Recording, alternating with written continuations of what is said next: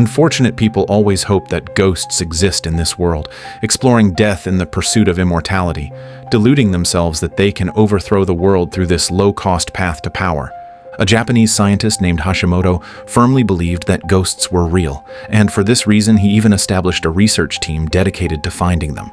They used film coated with Menger Sponge and sent photographers to haunted locations around the world, trying to capture traces of ghosts. This time, the photographer James arrived at a haunted apartment in Taipei, where taking a few photos could earn him a generous payment, which for a lifelong atheist like him was undoubtedly easy money. He set up the camera equipment, exposure was fixed at 15 seconds, no flash was allowed, photos had to be taken near furniture, and one picture every hour. James followed the team's requirements and began his work. But after so many years of no results, James assumed this job would be the same as before, casually snap a few photos and easily collect his pay. However, when he reached the 6th photo, he was shocked to see a little boy sitting in the corner. Could it be that he had really captured a ghost? James carefully turned his eyes toward the corner, and in the next second, he seemed to be strangled by an invisible hand, collapsing straight to the ground, dying instantly. The next day, Hashimoto's team arrived at the scene, and when they saw the photos, they were overjoyed. They had finally confirmed their long-held suspicion, the existence of ghosts. Afterward, Hashimoto ordered his members to seal off the site. There were 4 members in the research group, and under Hashimoto's leadership, they collectively invented the Menger Sponge. The Menger Sponge was a very special creation in the film, similar to a black hole, capable of absorbing all kinds of energy waves. It was said that if they could manufacture a large-scale Menger sponge, humans might even free themselves from the pull of gravity and walk across ceilings. Hashimoto believed that ghosts were just another form of electromagnetic waves, so the Menger sponge could also capture them, and now they finally had proof. To make research easier, Hashimoto, under the name of the Exchange Department, submitted documents to the local government, claiming radiation contamination as the reason to evict all the apartment residents. Yet he provided them with no relocation, which caused the outside world to question this clearance action. When the news aired on television, the furious director of the Exchange Department hurled an ashtray at Hashimoto's forehead, scolding that despite all the funding given to this research group, they had produced nothing, and several contracted employees had even lost their lives. Hashimoto did not argue. Instead, he calmly took out a metal box containing a cube. It was his newly developed large-scale Menger Sponge, which already had an initial anti-gravity effect, though not yet mass-producible. Hashimoto declared that if he were given a little more time, soon he would be able to stand on the ceiling and speak face-to-face with the director. For the sake of research, Hashimoto asked the director for a man, requesting to have Tung from Taiwan's crime task force transferred to his team. Because Tung possessed extraordinary powers of observation, able to recognize every face on a crowded bus, and more importantly, he could read lips. The director did not know why Hashimoto wanted this man, but he still granted the request, while issuing a harsh warning. If you fail again, you cripple. Go back to Japan and teach. Hashimoto stayed silent, quietly taking out a counter and pressing the number. He hated nothing more than being called cripple, and every time the director insulted him that way, he would record it. The scene then shifted to a kidnapping case. The hostage was strapped with a timed bomb, and the criminals called their accomplice to prepare for detonation. The bomb was locked with a 12-digit password, making it almost impossible to defuse on site. Meanwhile, Tung held a sniper rifle and monitored every move of the criminals, using lip reading to transmit the detonation code to the bomb disposal team. But just as the criminal was about to say the 12th digit, Tung pulled the trigger and shot him through the head. The accomplice did not know the code, and the bomb could not be detonated. The last digit was 9, and Tung had predicted it in advance from the criminal's initial mouth shape. Soon, Tung accepted his transfer and arrived at the haunted apartment, where the door was opened by a disgruntled team member named Sue. The reason was that every team member had poured their efforts into the Menger Sponge, and now that the research was on the verge of a breakthrough, an outsider had been brought in to help. Hashimoto explained to Tung that the primary goal of this group was to find a way to neutralize gravity, to which Tung replied that such a thing was impossible. Hashimoto then asked him if he believed in ghosts. Tung scoffed, saying that ghosts were only meant to scare children. Hashimoto did not rush to argue. Instead, he handed Tung a bottle of eye drops, telling him that after using them, he would be able to see the unbelievable. Tung followed his instructions, and when he turned his head back, he was stunned to find that a little boy had suddenly appeared in what had been an empty room. Tung was deeply curious. Why would applying eye drops allow him to see this presence? Hashimoto explained that he had developed something called the Menger Sponge, capable of capturing energy across different wavelengths. And since ghosts were also a kind of energy, once the Menger Sponge absorbed enough of it, it could achieve weightlessness. And inside that bottle of eye drops were tiny particles of Menger Sponge, acting like a filter to let humans perceive images of different wavelengths. That ghost child mechanically repeated certain motions, able to interact with reality, yet seeming to exist in another dimension, with the actual objects remaining unaffected. The ghost child showed no reaction to visual or auditory stimulation, as if it were nothing more than a lingering shadow. Tung saw the ghost child walk toward the window, muttering to himself. 他在说什么？下雨了。 At this moment, there was no rain outside the window. What the ghost child spoke of was actually another place. Every afternoon at 4:30, the ghost child would subconsciously want to walk out of the room, but Hashimoto had coated the door with Menger Sponge, so he didn't dare touch it and could only stay obediently inside. Tung asked Hashimoto, since they had already captured a ghost, why did they still need him? Hashimoto explained that he wanted to know how the little boy had died, and why he existed in the world in the form of a spirit, and that perhaps only Tung could help him solve this mystery. But Tung refused, saying he fought criminals, not ghosts. Before leaving, Hashimoto provoked him with words. Do you have the right to let your mother continue to suffer? How do you know that death is not better than living? It turned out that Tung's mother suffered from severe epilepsy, and one time during an attack, she had been boiling eggs for him. When the seizure struck, she lost control of her body, and her hand holding the egg slipped into the boiling water and could not be pulled out. By the time Tung discovered it, the egg in her hand had already been cooked.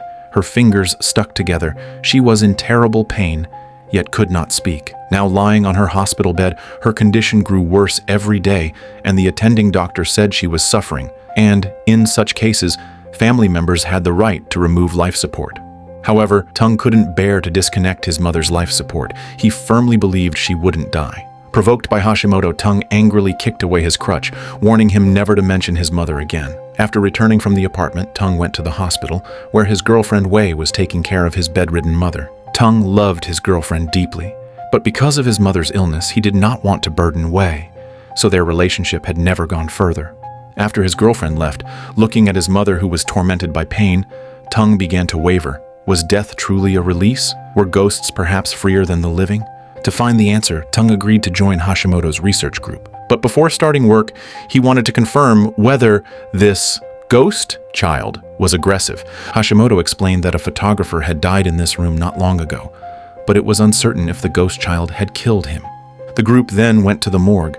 The coroner determined James died of cardiac arrest.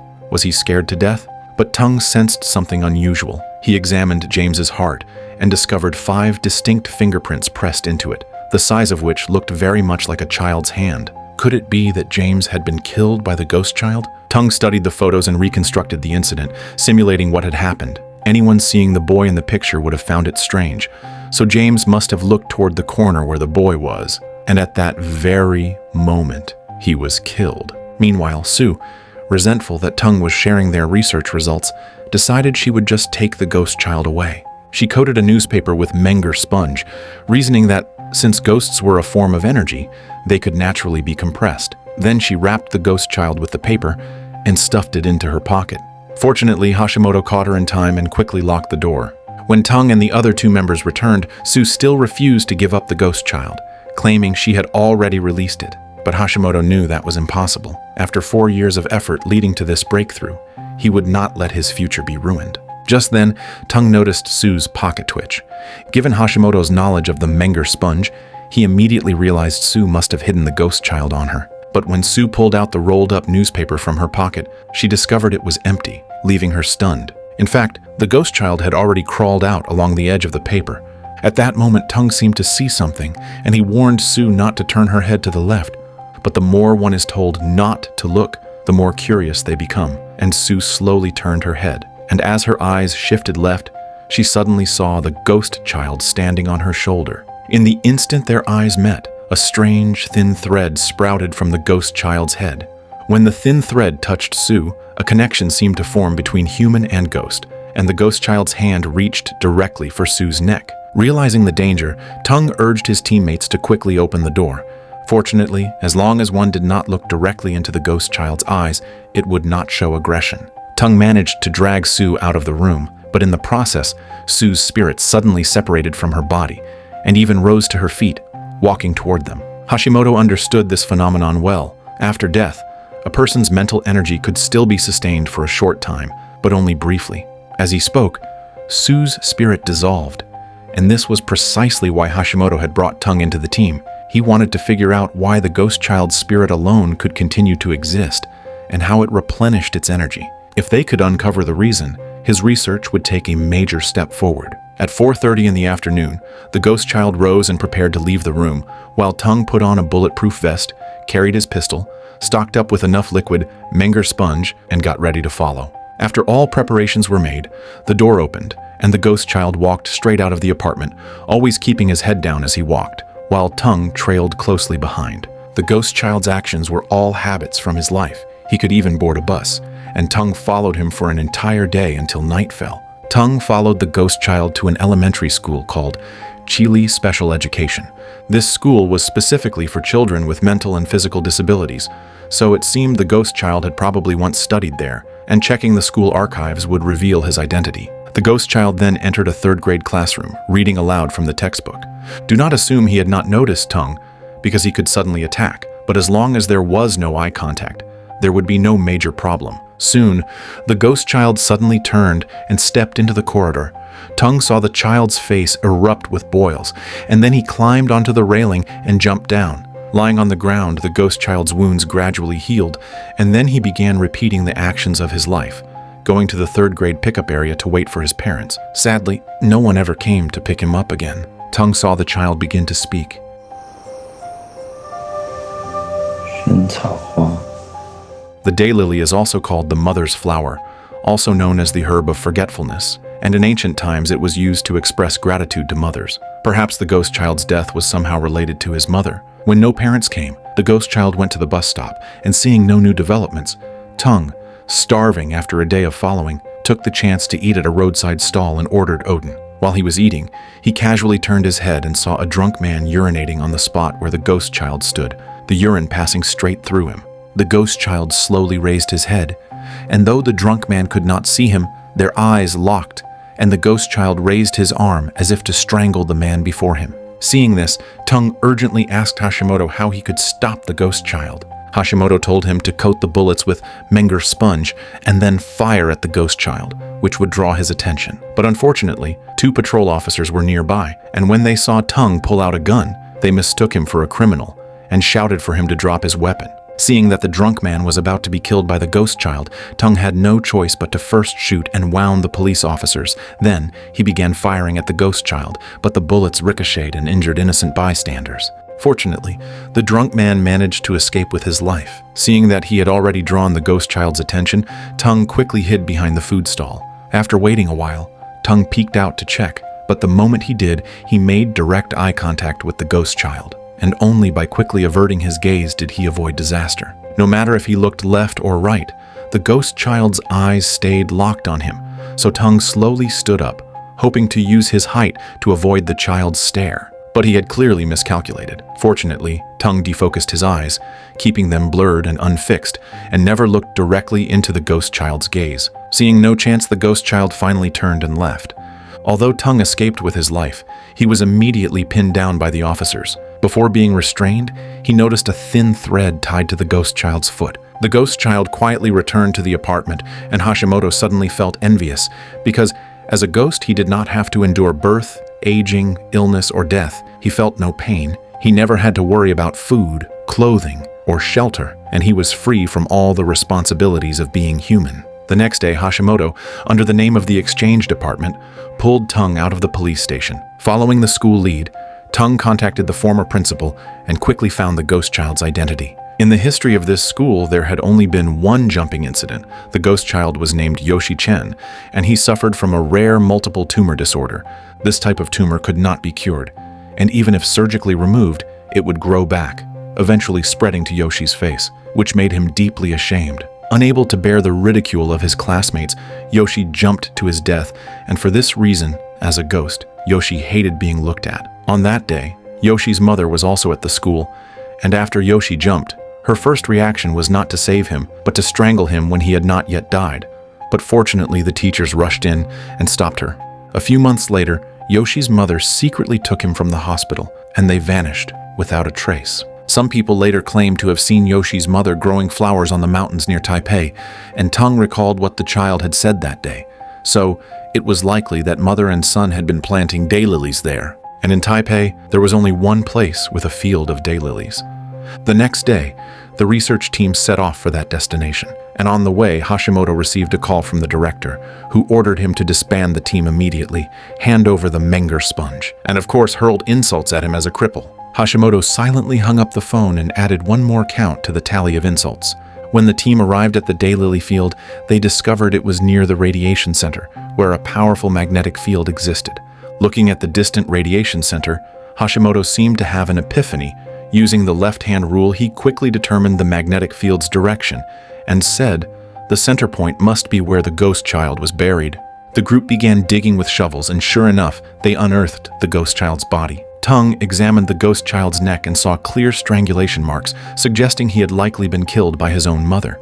Hashimoto sighed deeply, saying that to be strangled by his own mother, he must have died filled with hatred. But was this truly the whole truth? Tung did not understand how Hashimoto had immediately known the exact burial site of the ghost child. Hashimoto explained that beneath the mountain lay the accelerator coils of the radiation center, and the speeding coils generated a constant supply of energy. Hashimoto concluded that Yoshi's spirit had endured because of his overwhelming hatred, combined with an unending source of energy.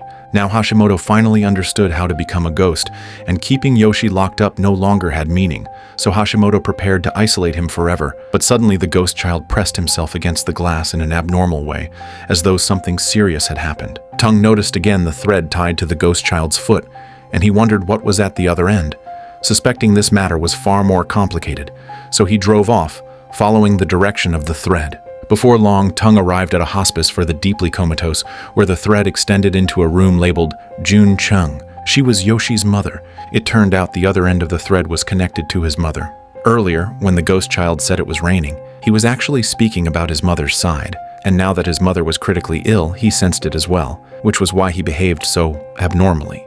Yoshi's mother eventually passed away after resuscitation efforts failed, and the doctor explained to Tung, not long ago, a major earthquake struck Taipei, and when she was discovered, she had already survived under the rubble for 16 days. At the time, no one could understand how she had lived for so long, but later when the hospital examined her heart, they found that during those 16 days, someone had been giving her continuous chest compressions. Meanwhile, Wei received a notice from the hospital saying that Tung's mother needed immediate surgery because of a cerebral thrombosis, and the operation required a direct family member's signature. Wei quickly dialed Tung's phone, but no matter how many times she tried, the call would not connect. Helpless, she went to the apartment where Tung worked. But Tung was investigating Jun Chung's case at that time, and no one knew where he had gone. While they were waiting, a car suddenly stopped at the entrance. It turned out that after Tung injured the police officers, he had never been legally released. The bail document Hashimoto showed the police was actually forged. The director was furious, so he ordered his men to capture him. The team hurried to pack up and prepare to escape, and naturally the ghost child could not be left behind. The members used the Menger Sponge to absorb the ghost, and Wei, who was waiting in the apartment for Tung, was drawn by the strange scene. She followed behind to watch, unaware that the ghost child's thread had already secretly connected itself to the 3 people present. All of this was noticed by Hashimoto, but he did not say a word. When the ghost child was absorbed into the Menger Sponge, Hashimoto was amazed to find that the anti-gravity effect of the sponge increased dramatically. By the time the director's men arrived at the apartment, Hashimoto had already vanished with the Menger Sponge, not even taking his crutch. The members quickly informed Tung of the situation, and while they were talking, Jun Chung's spirit suddenly separated from her body. Like Yoshi, her soul didn't dissipate quickly, and similarly, others could not look directly into her eyes. At that moment, the ghost mother suddenly bolted away, and Tung rushed to drive after her. On the road, a large truck happened to pass, and the ghost mother jumped directly onto it. Tung followed close behind, but at an intersection the ghost mother suddenly got off, appearing so abruptly that Tung slammed the brakes in fright. When he came to his senses, she had already disappeared, and while searching everywhere, Tung unexpectedly ran into Hashimoto. What shocked him was that Hashimoto who had always been crippled, was now walking like a normal man. Hashimoto revealed the truth, saying he could also see the thread, and he told Tung it was a thread of hatred. To be precise, the ghost child had become a ghost because of hatred, and it was hatred that made him kill James and Sue. You'd better go see your girlfriend. Maybe you can still talk to her a little longer. As soon as the words fell, a truck drove by, and Hashimoto vanished from the road. The ghost mother followed the thread in search of Yoshi, but since the child was trapped in the Menger Sponge, she could only trace the thread to the team members. The first to die was Ren, who was eating beef noodles in a restaurant, but after finishing he noticed a thread appear in the bottom of the bowl. That thread was connected directly to his forehead. Before he could react, the ghost mother appeared from the bowl, and Ren was strangled to death. Next was Mei, who was in her office when she received Tung's call, warning her to leave immediately, but it was already too late. Mei saw a thread appear in front of her, and cleverly lowered her head and covered her eyes, but in the end, she could not resist curiosity, and removed her hands. When Tung arrived, Mei was already dead. The next target was Tung's girlfriend. The scene shifted to the director's home, where Hashimoto, free from gravity, finally stood on the ceiling to speak with him. He said he had finally discovered how to become a ghost. First, you needed enough hatred, and second, you had to die in the right place. All of Hashimoto's hatred came from the director, and as he spoke, he took out his counter. Meanwhile, Tung went to Wei's flower shop, knowing that the ghost mother could appear at any moment, and with no way to destroy the ghost, he could only try Hashimoto's earlier method, using bullets coated with Menger Sponge to draw the ghost's attention. He called his girlfriend and told her that no matter what, she must do exactly as he said. At that moment, the ghost mother appeared behind Wei, and Tung told her to take 2 steps to the left. Once separated by a distance from the spirit, Tung decisively fired and hit the ghost mother. Feeling pain, the ghost mother immediately linked a thread to Tung, which meant he had now become her next target. Can a ghost outrun a car? For Tung, the only option was to drive away as fast as possible. On the run, he received a call from Hashimoto, and Tung urged him to release the ghost child, because the ghost mother was killing people everywhere in search of her son. But Hashimoto did not care. He had already gone to the daylily field, where he said he would soon see the world after death. After hanging up, Tung realized the ghost mother had climbed onto his car and was reaching for his heart. To shake her off, Tung pushed the car to maximum speed and swerved violently, finally throwing her away. Badly injured but alive, he did not stop to check his wounds, and instead rushed into the subway during the chaos. But the ghost mother still followed the thread to him. It seemed that as long as one was connected by the thread, the ghost mother could appear anywhere, and all resistance was useless. When his bullets finally ran out, Tung knew he could not escape. He dialed his girlfriend, said goodbye, and asked her to take care of his mother. Hanging up, Tung faced his fear, stopped resisting, and the ghost mother reached her hand into his chest. His life flashed before his eyes. Just as Tung was fading, a small child's hand grasped his heart again, restoring his heartbeat. It turned out that before committing suicide, Hashimoto had released the ghost child, and the ghost child had followed the thread to his mother. Perhaps sensing Tung's love for his own mother, the ghost child spared him. Tung survived, but when he reached the hospital, his mother had already passed away, and his girlfriend had signed the consent for the surgery in his place, writing her relationship to the patient as daughter-in-law. Back home, he saw his mother's spirit sitting in a chair, and Tung thought she must be hating him, which was why she would not leave. Through the night, mother and son sat together until dawn, and in the morning she suddenly rose and went to the kitchen, placing an egg into the pot. It turned out she had never hated him. Even after death, her heart was still tied to her son. Looking at her back, Tung finally understood. Yoshi's lingering soul was not because of hatred, nor because of the magnetic field surrounding the daylily field, but because of an attachment, the love between him and his mother. Unfortunately, Hashimoto would never know. He had taken his life in the daylily field. In the hidden ending, Hashimoto did become a ghost as he wished, but it was not as he imagined. He could not act freely because his obsession in life had been to become a ghost through suicide, and so after death his body repeatedly forced him to take his own life.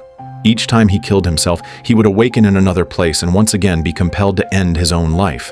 An endless cycle with no escape. Alright, that's the end of the movie Silk. See you in the next episode.